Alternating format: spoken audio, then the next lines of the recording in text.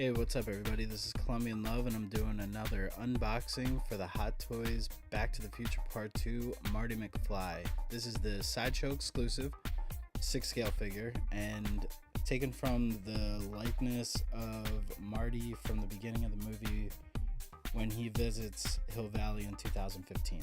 So let's get in and take a look at this figure.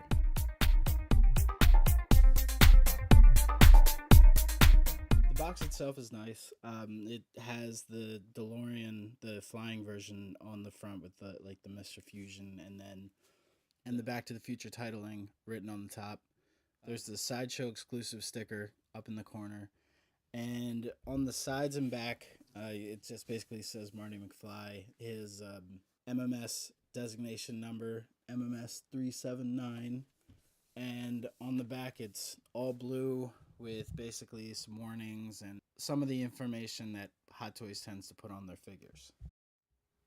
Once you get into the next layer, you get into the cast and crew with the artists and painters. The background of it kind of looks like the hoverboard that Marty has, and that insert comes out to reveal the figure. The figure is inside one of the plastic windows with everything sectioned off and with everything separated, so you get the accessories, the exclusive item, the exclusive hands that it comes with, as well as the regular hands and other accessories. And underneath would be the figure stand. So here we have the accessories that come with it. The footwear box that in the movie had Marty's Nike with the power laces, a calculator watch, Pepsi from 2015, the Gray's Sports Almanac, the Blast from the Past bag. That's the name of the store where Marty bought the almanac. The USA Today that has Biff's gang jailed up, and then, of course, the hoverboard. Now, the hoverboard itself has magnets in it, so the magnets connect to Marty's shoes.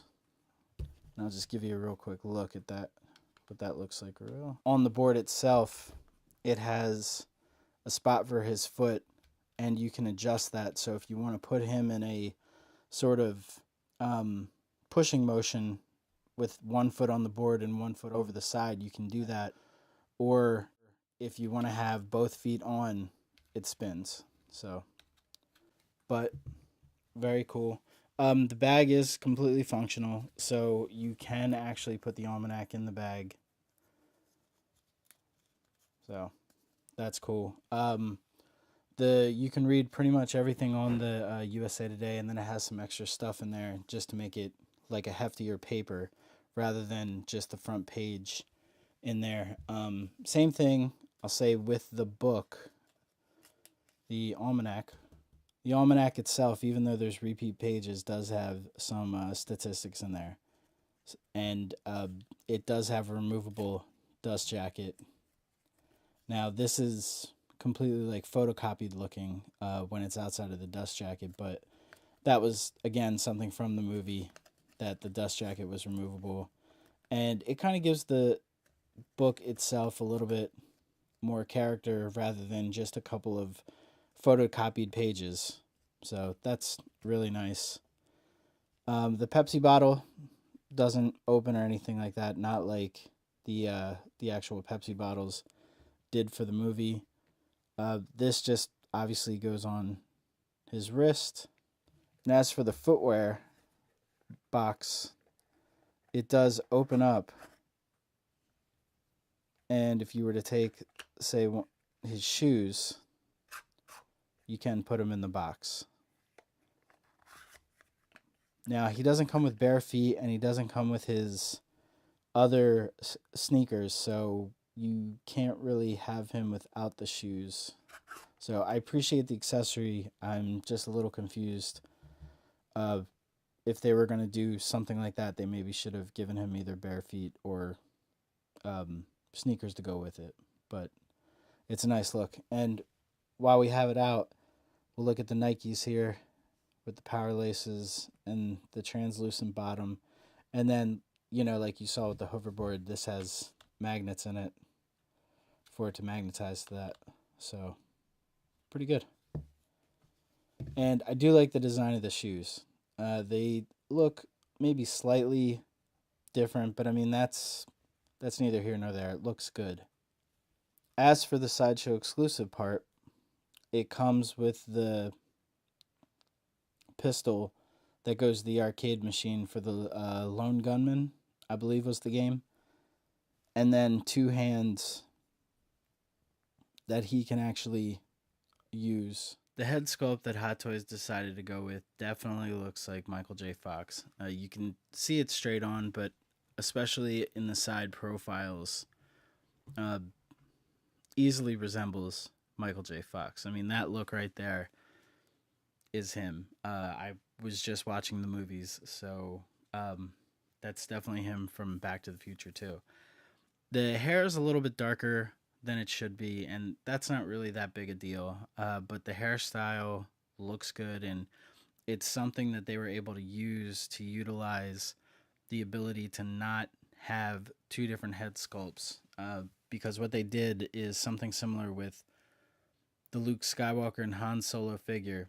They have the magnetic hair that you swap out, and that's how you get the hat piece on.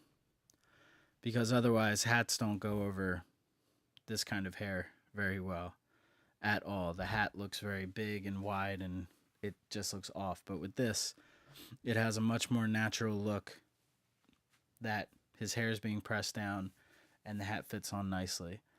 And you can remove the hat, but as I'm going to show you, there's no reason to with this particular head sculpt or hair. Looks terrible. so so you don't ever want to remove the hat when you have this one on. I'm definitely happy with this result. It's Marty McFly out of the way. As far as clothing goes, they ended up putting him in the 2015 jacket. The sleeves themselves are kind of like a rubberized material, and then the red part is sort of a mesh. It's kind of similar to what they've done with Marvel figures before, where it's this has this mesh look. I'm not 100% sure what it's made out of, but you can sort of see the small holes with the material under it. So obviously, don't get anything sharp near it because you will definitely pull and ruin this jacket. So I would definitely be careful with that. The sleeves don't extend, so you don't get that look where Marty McFly's son would wear the sleeves a little extra big and you couldn't see past the hands. Now, if you take the hands off, you can kind of get that effect, but they don't hang nearly as long as when they weren't fitted in the movie. It is removable, and he does have just a plain maroon T-shirt underneath. Um, the pants are actually denim, and then he does have the pockets pulled out. Apparently, in 2015, that's how the kids wore their jeans. Now, this isn't the base stand he's included with. This was just so I could show you the different parts of him without distracting with the other base stand, because the other base stand is a dynamic stand, and I'll get into that in a little bit. At the bottom of his jeans, they're kind of cuffed up. There's not really anything you can do about that. So if you do sort of a bend with him, they do shorten up, and you kind of end up seeing his calves. It's not that big a deal. I haven't come across where it's an issue yet, but it's just something I wanted to let everybody know about. And like I said, the shoes look great. They look good up close and they look good far away. I mean, they did an excellent job with the shoes and made sure to basically capture the spirit of those Power Lace Nikes without making the Power Lace Nikes. Obviously, it's going to be a lot less for Hot Toys too. As far as flexibility goes, he is a very flexible figure. Even if you do some bending at the elbows with this rubberized jacket, I mean, he can bend up pretty high and it does have some movement. Now, once you get to a certain point, there is a little bit less give from the material, so you don't want to overdo it, or you could possibly damage the jacket. So just be conscious of that. But as far as his legs go, legs are incredibly flexible. I mean, not that you would ever pose him like this, but they do have the double knee joint. So if you're trying to do some kind of crazy dynamic pose, you'll be able to do it. In the feet, with even the high tops on, they do have very good motion, which is nice. So once you get him on that hoverboard, we're gonna put him in some crazy poses. As far as his chest and neck, that all is basically standard for a Hot Toys figure. Obviously, he's not going to bend like, say, a Spider-Man figure, but he does have a lot of good bend, and there's no real restrictions in the clothing. So this is him on the dynamic stand with the hoverboard on. Like I said, it looks really good. The stand itself, the idea is it has this clear printing, I guess if you want to call it that kind of looks like water that was out in front of the clock tower from the 2015 scene. It does have his name, Marty McFly, and the movie written on the front with a plate. And then obviously there's the dynamic stand that clamps onto him. And it's solid. I mean, it's definitely a good idea with this figure to have a nice dynamic stand. And this stand is like sort of similar to something you would have seen with the Falcon figure from Marvel, or anything that they were trying to give sort of a flying effect. But I do like the magnetic bits of the board and the fact that you can sort of adjust how you want to put him. I'm digging this. This is another pose I decided to put him in. It is slightly tweaked from the other one, but same idea. You do get the flying effect from the dynamic stand, and because of his flexibility, it looks really nice. So I'm happy with the way that this looks combined with everything, the stand and the accessories, especially the hoverboard. So the pose I have him in here is with the Sideshow exclusive hand and the gun that's a part of the arcade box from the Cafe 80s. You can see that the hand is made to hold the pistol in a certain way, with the thumb on the hammer and obviously the finger on the trigger. Now with the other hand, I'm going to swap that out and kind of show you what that looks like. Now this is the other hand with the that's a part of the Sideshow exclusive accessories that come with it. Basically, it's just to hold the gun the other way, like when he was handing it to the kids that were watching him play the video game. I believe that's what it's for. I can't really figure what else it would actually be used for. But yeah, that's kind of it on both sides. So that's what it looks like. So it's cool. It's a nice accessory to kind of round off the whole Cafe 80s scene. And if I had a game cabinet, that would look a little cooler. However, the way it's put together and everything, I'm liking it. This is Marty with his jacket off. Like I said, you can take the jacket off, but if you look at his arms have that Hot Toys double joint system, and you can see that it's just not meant to be taken off, because him and just his t-shirt kind of looks funny because of how you can see the elbows and everything. So that's something I wish they would have kind of changed. I mean, I know it would have cost a little more to do it, but to give the arms some sort of definition, so when you were taking the jacket off, you could kind of get an idea of a real person's arms underneath it, rather than just the Hot Toys. I'm guessing it's a true type body. So just wanted to show you what that looked like. Hot Toys made sure to include plenty of sets of hands.